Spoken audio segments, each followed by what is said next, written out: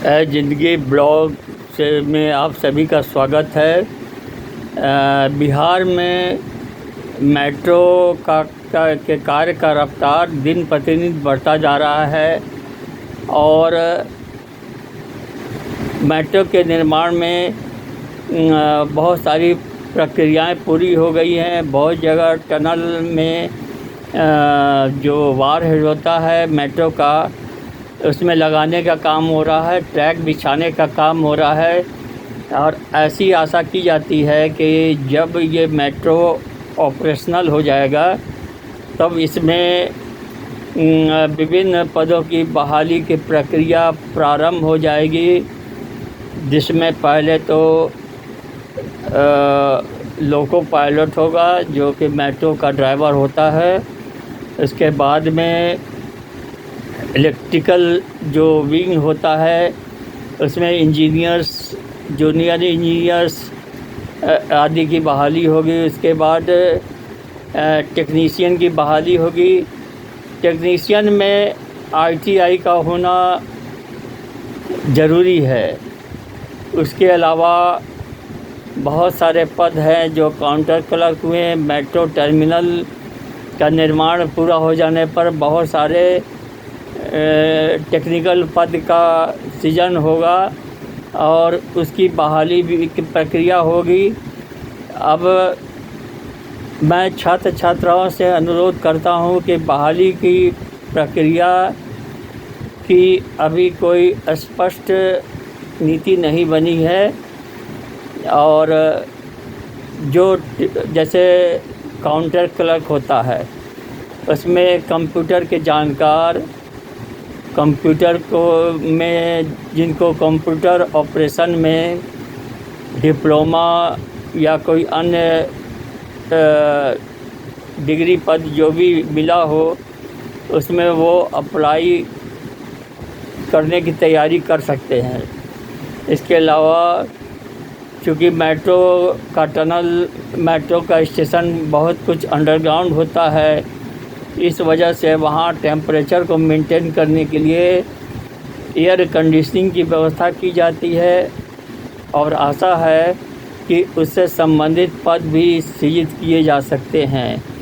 इसके अलावा maintenance engineer आदि के पद भी सृजित किए जा सकते हैं और मेट्रो की जो बहाली की जो प्रक्रिया है, हम अपने छात्र छात्रा से अनुरोध करते हैं कि उसको अच्छी तरह से समझें कि बिहार में मेट्रो की बहाली की प्रक्रिया कैसी होगी। ये BPSC के द्वारा होगी या कर्मचारी चयन आयोग के द्वारा होगी या टेक्निकल आयोग होता है, उसमें टेक्निकल पद की बहाली की प्रक्रिया होगी। इसकी पूर्ण जानकारी कर लें और बहुत सारे पदों में लिखित परीक्षा की व्यवस्था भी होती है और बहुत सारे पदों में साक्षात्कार के आधार पर पदों पर बहाली होती है।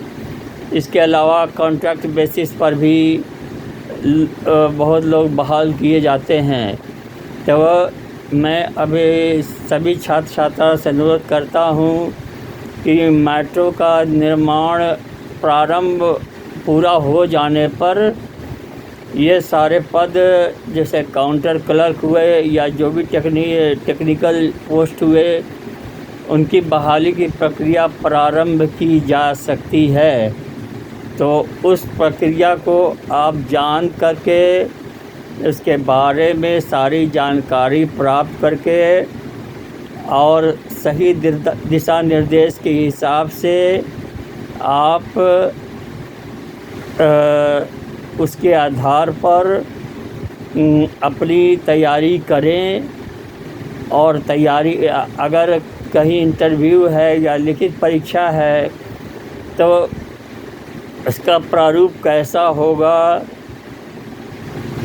वो समझने की कोशिश करें और उसके आधार पर तैयारी का प्रारंभ करें, क्योंकि मेट्रो बहुत सारे फेजेज़ में मेट्रो का परिचालन प्रारंभ होगा और इसके साथ ही जो ऑपरेशनल जो भी मेट्रो के जो भी सिस्टम होते हैं उसमें बहाली की प्रक्रिया प्रारंभ